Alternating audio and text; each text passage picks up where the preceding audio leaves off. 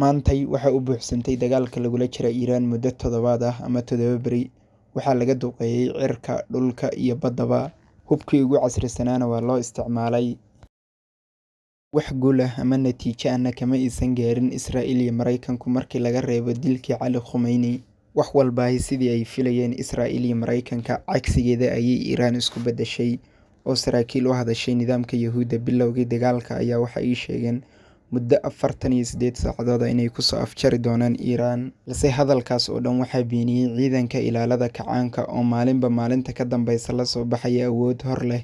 24 saacadood ee ugu dambeysay, Iiraan waxay isticmaashay gantaallo cusub kuwaas oo ah kuwo aan horay loo arag, iyagoona sheegay Iiraaniyiintu inayna weli isticmaalin qaar ka mid ah gantaaladooda kuwooda ugu casrisan.